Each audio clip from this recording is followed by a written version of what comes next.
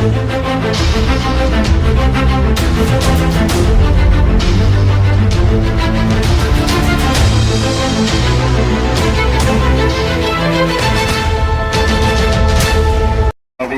பெயராலே ஆண்டவருடைய பெயரால் நமக்கு உதவி உண்டு. அன்பானவர்களே, இன்றைய நாளில் நம் அனைவரும் ஒன்று கூடி ஆண்டவர் இயேசுவினுடைய பாடுகளின் ஞாயிறை கொண்டாட, கொடுத்த ஞாயிறை கொண்டாட ஒன்று கூடி இருக்கின்றோம். இந்நாளிலே இந்த 3 திரு அவையும் இணைந்து இந்த கொடுத்த ஞாயிறு சிறப்பிக்கூடிய இந்த வேளையில் ஆண்டவர் இயேசுவின் நாமத்தில் உங்கள் ஒருவரையும் அன்போடு இந்த நேரத்திலே வரவேற்கின்றோம். இப்பொழுது ஆயவர்கள் முன்னுரை.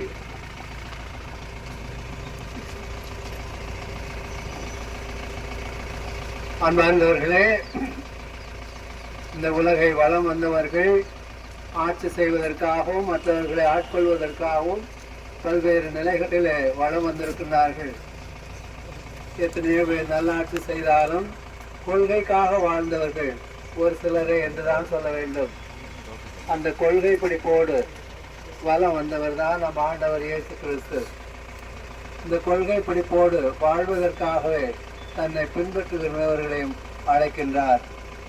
ஆக இந்த கொள்கை என்பது ஒரு வகையில சொல்ல போனால் இறையரசு தர்மம் என்று சொல்லலாம், ஒரு வகையில சொல்ல போனால் இறையரசு வளர்ச்சி என்று சொல்லலாம்.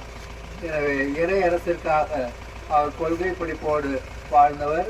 அந்த கொள்கை பிடிப்போடு தன்னுடைய சாவையும் அவர் ஏற்க தயாராக இருக்கின்றார்.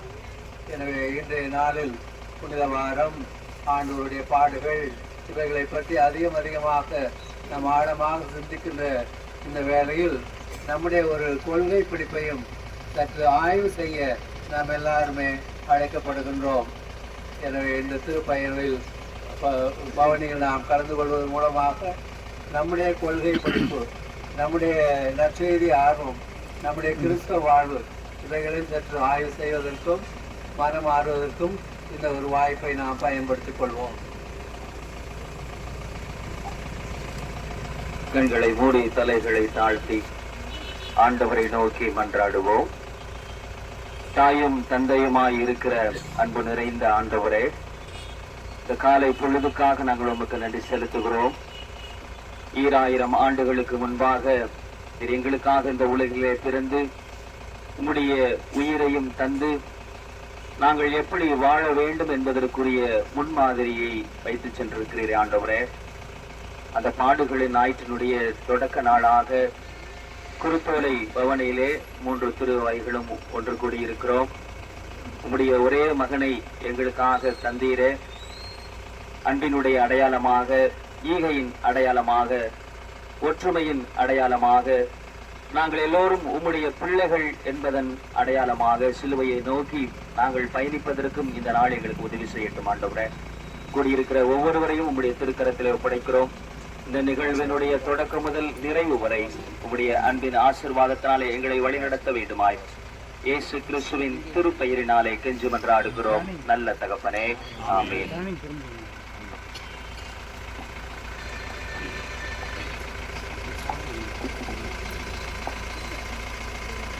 இப்பொழுது திருத்தோலைகள் மந்திரிக்கப்படும்.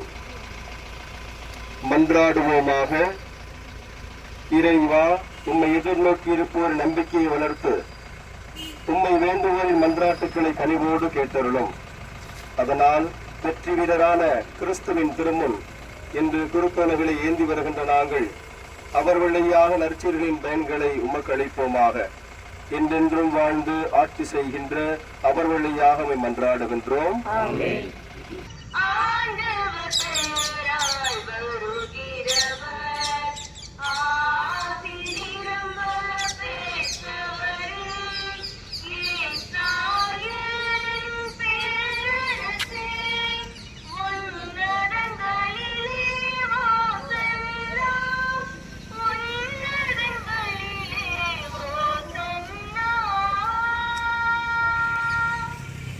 David in my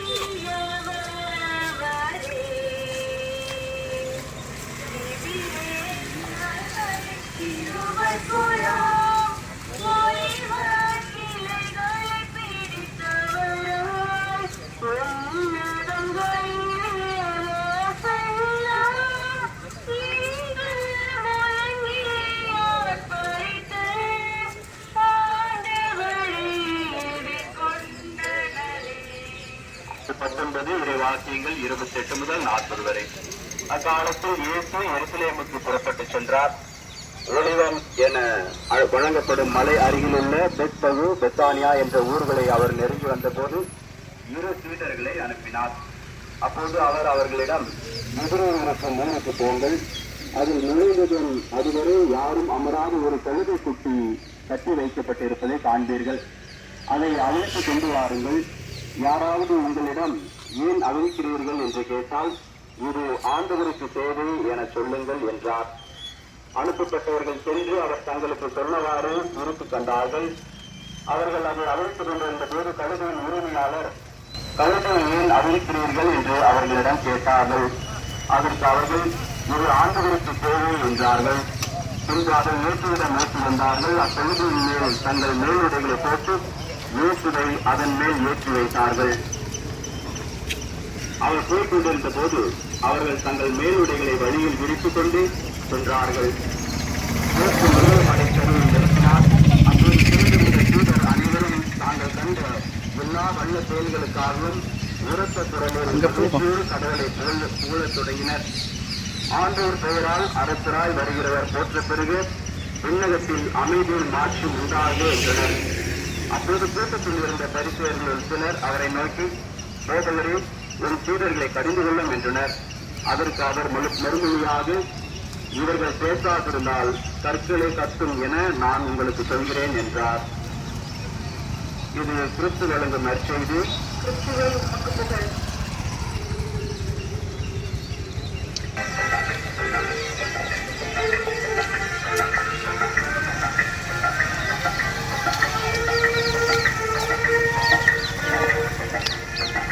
பொன்னும் பெண்ணும் ஒரு சேலம் சின்னபால பாடினார். அன்று போல இன்று நானும் அன்பாய் தூதி பாடுவோம். முன்னும் பெண்ணும் வேறு சேலம் சின்னபாலர் பாடினார். அன்று போல இன்று நானும் அன்பாய் பாடுவோம். ஓசன்னா பாடுவோம் இயேசுவின் தாசரை. உன்னதத்திலே தாவீது மைந்தனுக்கு ஓசனா.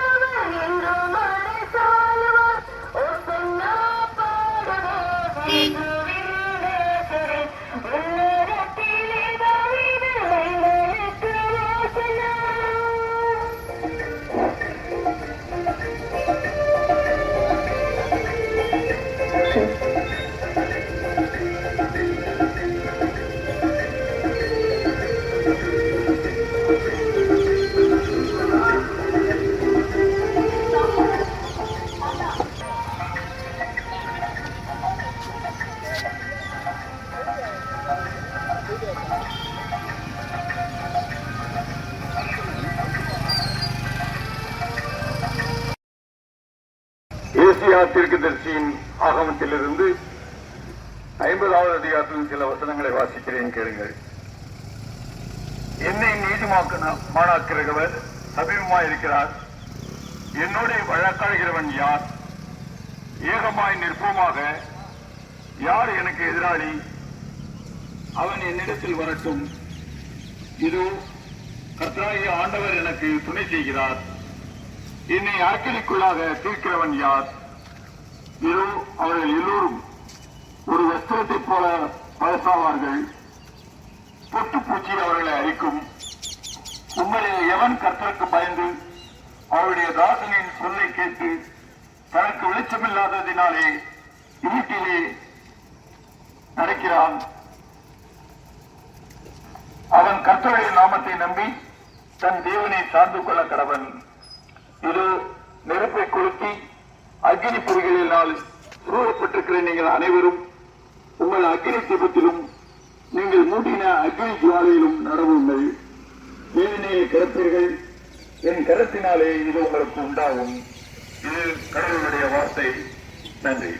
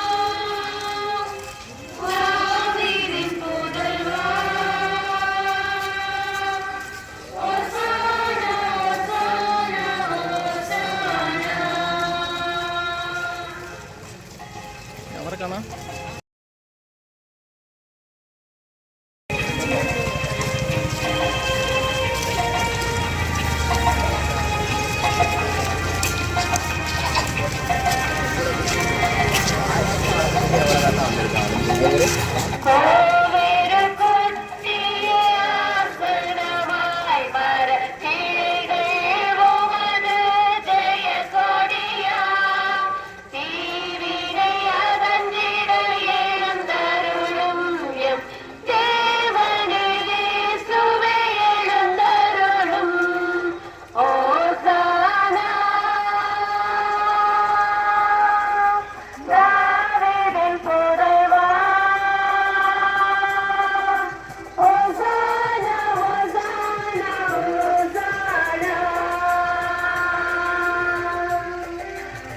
ஓசானா தாவீதின் புதல்வா ஓசானா ஓசானா ஓசானா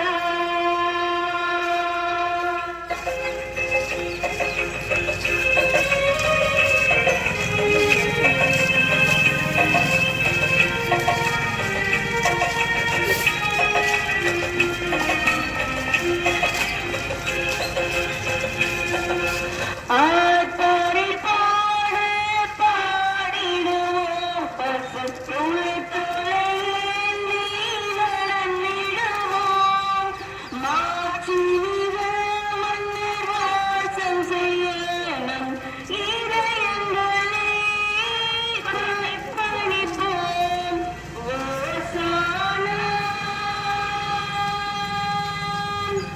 தாவீதின் புதல்வா ஓசானா ஓசானா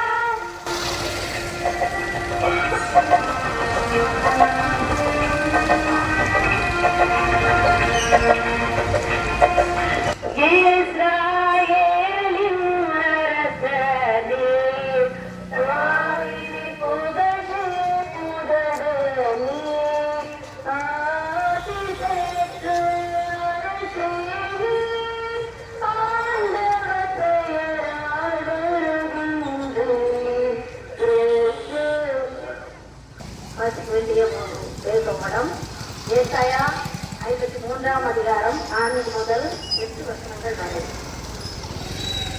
மெய்யாகவே அவர் நம்முடைய பாடுகளை ஏற்றுக்கொண்டு நம்முடைய துக்கங்களை சுமந்தார்.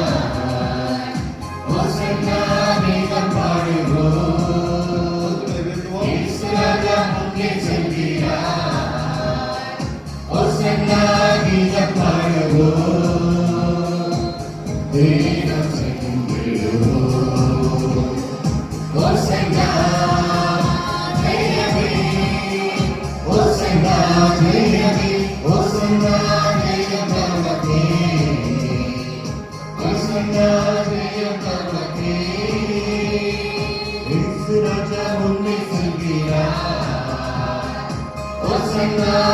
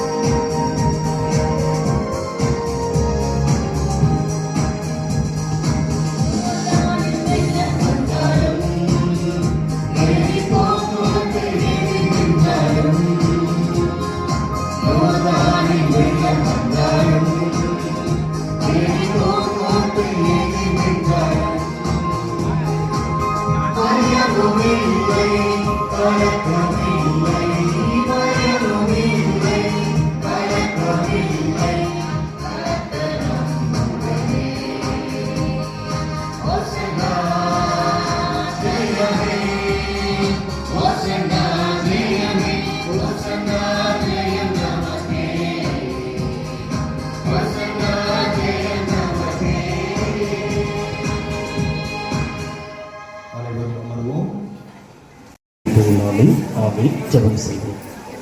அருளிருந்த நல்லாண்டவரே நாங்கள் துதிக்கிறோம். நீர் வெற்றி பவனியாக எருசலேம் நகரத்துக்குள்ளே நுழைந்த இந்த நாளை நினைவு கூறும்படியாக இன்றைக்கு 3 திருவைகளாக ஒன்றிணைந்து அன்றே நாங்கள் எல்லா நிலையிலும் நீர் என்ன நோக்கத்துக்காக எருசலேம் நகருக்குள்ளே வெற்றி பெற நினைக்கிறோம், அந்த நோக்கம் நிறைவேறத்தக்கதாக இன்றைகளை வழிநடத்தினேன். நன்றி செலுத்துகிறோம். கொடுகை முழுவதுமாய் பொறுப்படுத்த ஆசீர்வதியும் இறைவனை நேசிக்கிற சொல்ல வேண்டிடுவோம். நல்ல கடவுளே, ஆமென்.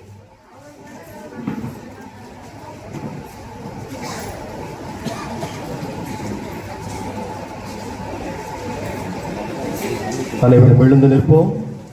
நற்செய்திக்காக தேவை என்று சொல்லுங்கள் என்றார். அனுப்பப்பட்டவர்கள் சென்று அவர் தங்களுக்கு சொன்னவாறே இருக்க கண்டார்கள். அவர்கள் அதை அவிழ்த்து கொண்டிருந்த போது கழுதையின் உரிமையாளர்கள், கழுதையை ஏன் அவிழ்க்கிறீர்கள் என்று அவர்களிடம் கேட்டார்கள். அதற்கு அவர்கள், இது ஆண்டவருக்கு தேவை என்றார்கள். பின்பு அதை இயேசுவிடம் ஓட்டி வந்தார்கள். அக்கழுதையின் மேல் தங்கள் மேலுடைகளை போட்டு இயேசுவை அதன் மேல் ஏற்றி வைத்தார்கள். அவர்கள் போய் கொண்டிருந்த போது அவர்கள் தங்கள் மேலுடைகளை வழியில் விரித்து கொண்டே சென்றார்கள். இயேசு ஒலிவ மலை சரிவை நெருங்கினார். அப்பொழுது திரண்டிருந்த சீடர்கள் அனைவரும் தங்கள் கண்ட எல்லா வல்ல செயல்களுக்காகவும் உரத்த குரலில் மகிழ்ச்சியோடே கடவுளை புகழ தொடங்கினார்கள். ஆண்டவரே, ஆண்டவர் பெயரால் அரசராய் வருகிறவர் போற்ற பெருக, விண்ணத்தில் அமைதியும் மாட்சிமையும் உண்டாகுக என்றனர். அப்பொழுது கூட்டத்தில் இருந்த பரிசேயர்கள் சிலர் அவரை நோக்கி, போதகரே, உம் சீடர்களை கடிந்து கொள்ளும் என்றனர். அதற்கு அவர் மறுமொழியாக, இவர்கள் பேசாதிருந்தால் கற்களே கத்தும் என்று நான் உங்களுக்கு சொல்கிறேன் என்றார். இயேசு எருசலேம் நகரை நெருங்கி வந்ததும் அதை பார்த்து அழுதார். அந்த நாளிலாவது அமைதிக்குரிய வழியை நீ அறிந்திருக்க கூடாதா? ஆனால் இப்பொழுது அது உன் கண்களுக்கு மறைக்கப்பட்டுள்ளது. ஒரு காலம் வரும், அப்பொழுது உன் பகைவர்கள் உன்னை சுற்றி அரண் எழுப்பி உன்னை முற்றுகை விடுவார்கள். உன்னையும் உன்னிடத்தில் உள்ள உன் மக்களையும் எப்பக்கத்திலும் இருந்து நெருக்கி அழித்து உன்னை தரைமட்டமாக்குவார்கள். மேலும் உன்னிடத்தில் கற்கள் ஒன்றின் மீது ஒன்று இராதபடி செய்வார்கள். ஏனெனில் கடவுள் உன்னை தேடி வந்த காலத்தை நீ அறிந்து கொள்ளவில்லை என்றார். பாடம் முடிந்தது. கிறிஸ்துவே எனக்கு மகிமை உண்டாவதாக. அமர்வோம். பெருநாளே உங்கள் யாவருக்கும் காலை நேர வணக்கங்களின் வாழ்த்து தெரிவித்துக் கொள்கிறேன். கிமு 175ஆம் ஆண்டில் பொறுப்பெடுத்த அந்தியோகி அரசன் யூதர்களை எந்த அளவிற்கெல்லாம் கொடுமைப்படுத்த முடியுமோ அந்த அளவுக்கெல்லாம் கொடுமைப்படுத்தினார். கொடுமையினுடைய உச்சகட்டமாக எருசலேம் தேவாலயத்திற்குள்ளே நுழைந்து அந்த தேவாலயத்தை தீக்கிரையாக்குவது மட்டுமல்லாமல் அதில் இருந்த பொருட்களை எல்லாம் கொள்ளையடித்தது மட்டுமல்லாமல் அந்த ஆலயத்தில் இப்படிப்பட்ட ஒரு வாசகத்தை எழுதுகிறார். ஒலிப்பு மலை சேவியின் கடவுள், ஒலிப்பு மலை சேயுவின் கடவுள். அப்படி என்றால் அந்நியர்களின் வழிபடுகின்ற கோயில், அந்நியர்கள் வழிபடுகின்ற கோவில் என்று சொல்லி அந்த எருசலேம் தேவாலயத்தை அறிவிக்கின்றார், எழுதுகின்றார். இது யூத மக்களால் ஏற்றுக்கொள்ள இயலவில்லை. பல நாட்கள், பல போராட்டத்தினுடைய முடிவில் கிமு 164ஆம் ஆண்டு யூத மக்கள் ஒன்று திரண்டு குருத்தோலைகளை கையில் ஏந்தி கொண்டு எருசலேம் தேவாலயத்திலே இருந்த ஒட்டுமொத்த அழுக்குகளையும் அந்த ஓலையினாலே சுத்தம் செய்தார்கள். சுத்தம் செய்து அந்த ஆலயத்தை வழிபாட்டிற்கு பயன்படுத்துவதற்கும் தாங்கள் வழிபடுவதற்கும் தெரிந்து கொண்டார்கள். இது வரலாறு. நாம் இன்றைக்கு பவனியாக ஊர்வலமாக வந்திருக்கின்றோம். திருமறையிலும் இப்படிப்பட்ட ஊர்வலங்கள் உண்டு. ஒரு 2 ஊர்வலத்தை நான் ஒப்பிட்டு கூறுகிறேன். விடுதலை பயணம் இஸ்ரவேல் மக்கள் எகிப்திலிருந்து வருகின்ற ஒரு விடுதலை பயணம். இயேசு கிறிஸ்து எருசலேமுக்குள்ளே நுழைகின்ற ஒரு விடுதலை பயணம். அங்கு இஸ்ரவேல் மக்கள் விடுவிப்பது நாட்டின் அடிமைத்தனத்திலிருந்து மக்களை காப்பாற்ற வேண்டும் என்று எகிப்திலிருந்து வெளிக்கொணர்கிறார். இங்கு இயேசு கிறிஸ்து அடிமைப்பட்டு கிடக்கின்ற மக்களை அழைத்துக் கொண்டு எருசலேம் தேவாலயத்திற்குள்ளே நுழைகின்றார். அங்கு தன்னுடைய நாட்டின் விடுதலை, இங்கு சமூக சமய விடுதலை. கடவுளை அறியாத பார்வோனிடத்திலிருந்து இஸ்ரவேல் மக்கள் விடுவிக்கப்பட்டு ஊர்வலமாக நடத்தி செல்லப்படுகின்றார். இங்கு கடவுளை அறிந்து கடவுள் பெயரால் தீமை செய்கின்ற மக்களிடத்தில் இருந்து கடவுள் ஒரு கூட்ட மக்களை விடுவித்து எருசலேம் நோக்கி அழைத்து செல்லுகின்றார். இந்த எருசலேம் பயணத்தில் யாரெல்லாம் கலந்து கொண்டார்கள்? இயேசு கிறிஸ்துனுடைய அந்த வெற்றி பவனியில் எருசலேம் மக்கள் கலந்து கொள்ளவில்லை. இது வரலாறு. எருசலேம் பட்டணத்து மக்கள் கடந்துள்ளே. நீங்கள் இல்லங்களுக்கு சென்று வாசித்து பாருங்கள். மத்தேயுடைய நற்செய்தி 21:10-11. இயேசு கிறிஸ்து உள்ளே வரும் பொழுது அவரை பார்த்து, யார் இவர்? இவருக்கு பின்பதாக இவ்வளவு கூட்டம் வருகிறது என்று சொல்லி. அப்படி என்றால் இயேசு கிறிஸ்துவோடு பின் சென்றவர்கள் யார்? இயேசு கிறிஸ்துவினால் நன்மையை பெற்றுக் கொண்டவர்கள், இயேசு கிறிஸ்துதான் உண்மையான அரசர் என்று சொல்லி ஏற்றுக்கொண்டவர்கள், இயேசு கிறிஸ்துதான் விடுதலையாளர் என்று சொல்லி ஏற்றுக்கொண்டவர்கள் தான் இயேசு கிறிஸ்துவிடத்திலே பின் செல்லுகிறார்கள் அந்த ஊர்வலத்திலே. அப்படி செல்லப்பட்ட அந்த ஊர்வலத்திலே இரண்டு காரியங்கள், இரண்டு வார்த்தைகள் முன்வைக்கப்படுகின்றது. ஒன்று ஓசன்னா, மற்றொன்று அமைதியின் அரசர் போற்ற பெருக, அமைதியை கொண்டு வருக. ஒன்று ஓசன்னா, ஆண்டவரே எங்களை விடுதலை செய்யும். மற்றொன்று அமைதியின் அரசர் வருகிறார், அவர் போற்ற பெருக.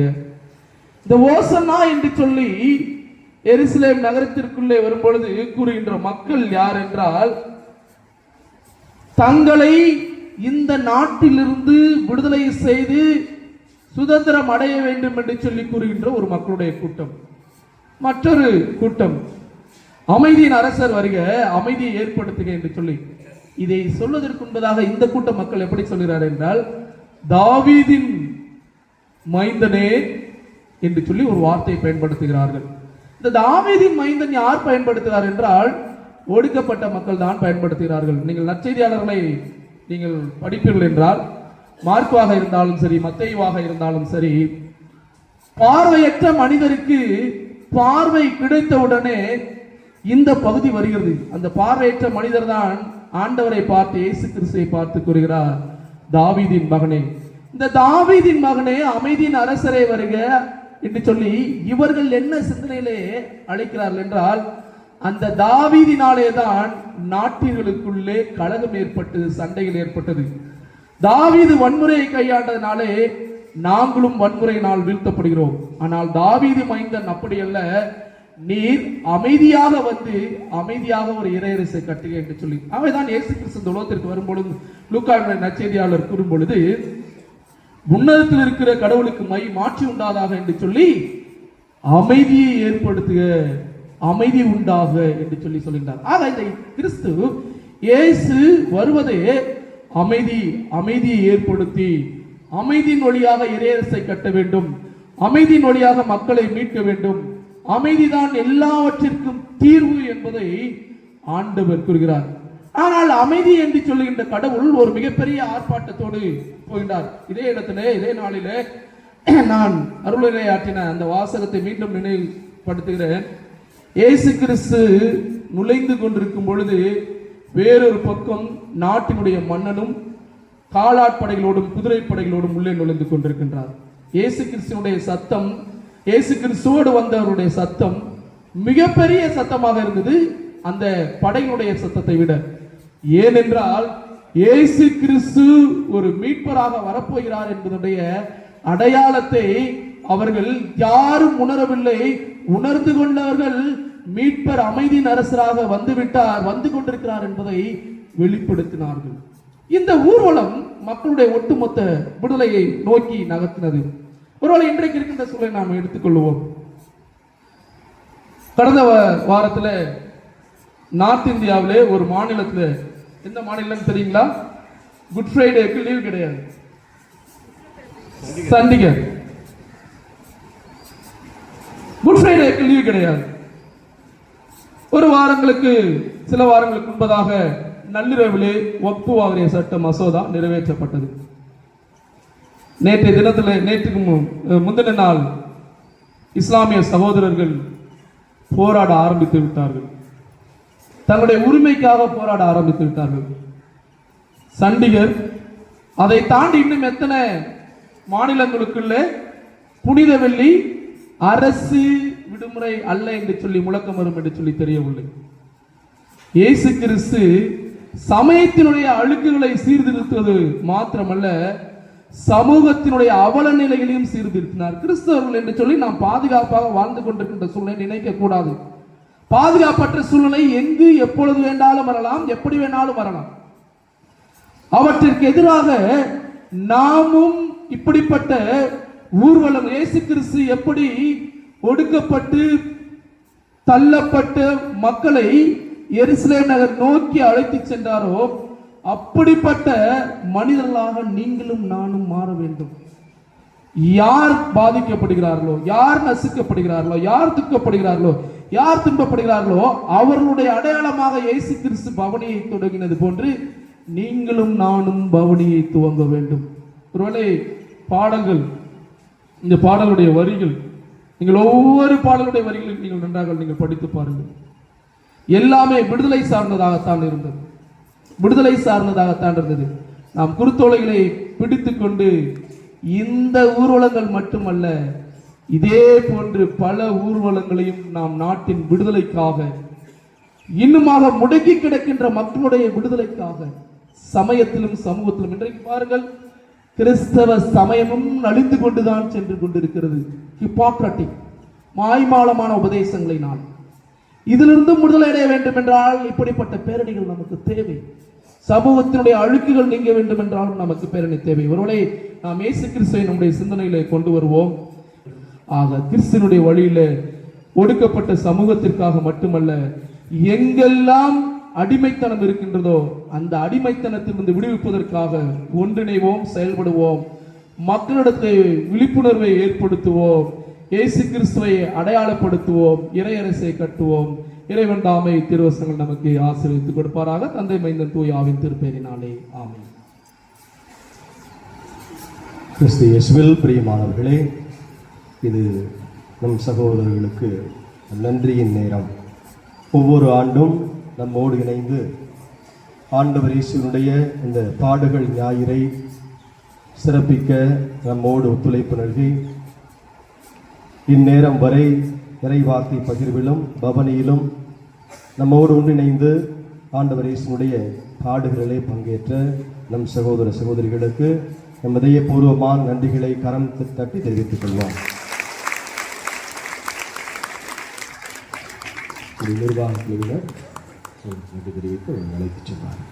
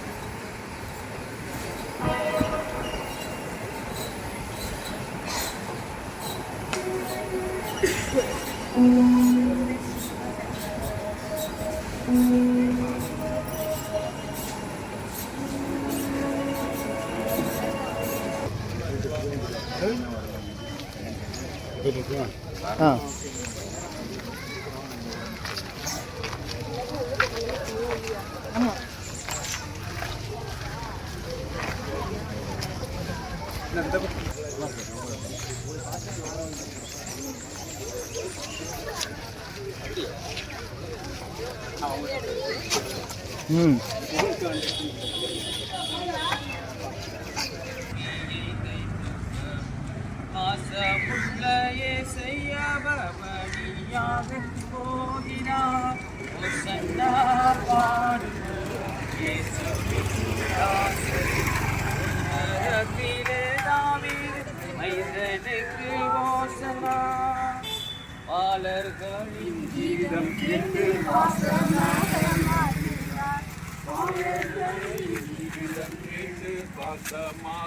மகிழ்ந்தார். தாளர் நினையோடு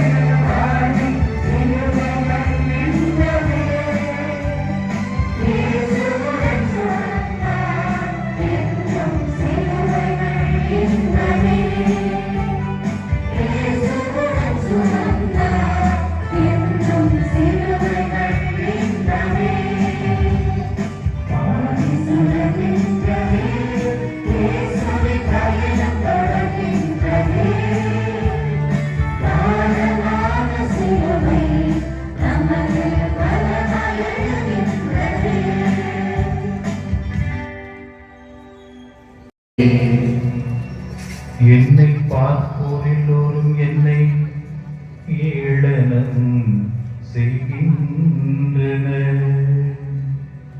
உதட்டை பிதுக்கி தலையை அசைக்கின்றனர்.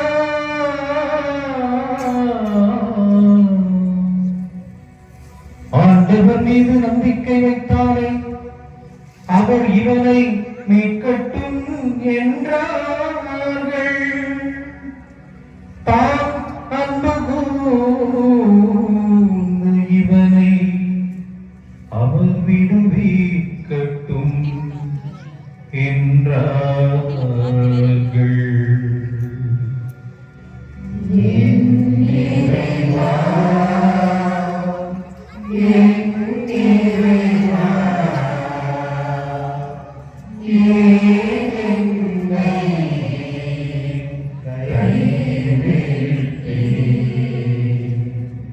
தீமை செய்வோரின் கூட்டம் என்னை வளைத்து கொண்டது. நாய்கள் என அவர்கள் என்னை சூழ்ந்து கொண்டார்கள். என் கைகளையும் கால்களையும் துளைத்தார்கள்.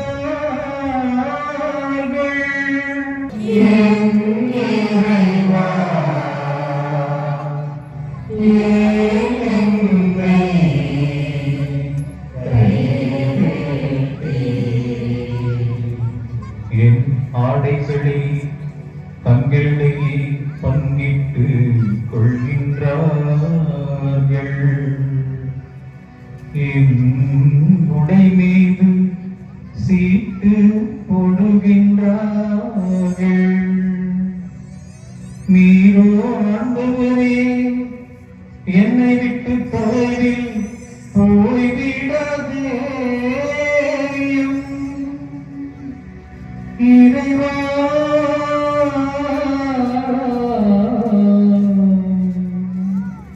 நீரோ ஆண்டவரே என்னை விட்டு தொலைவில் போய்விடாதேயும்.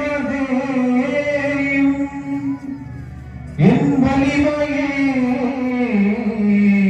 எனக்கு துணை செய்ய விரைந்து வாரும்.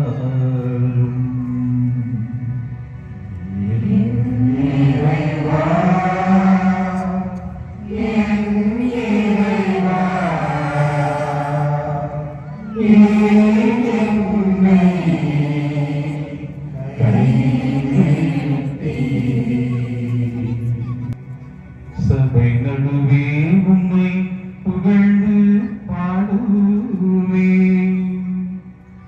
ஆண்டவருக்கு அஞ்சுவோரே நீங்கள் அவரை புகழுங்கள். இறைவா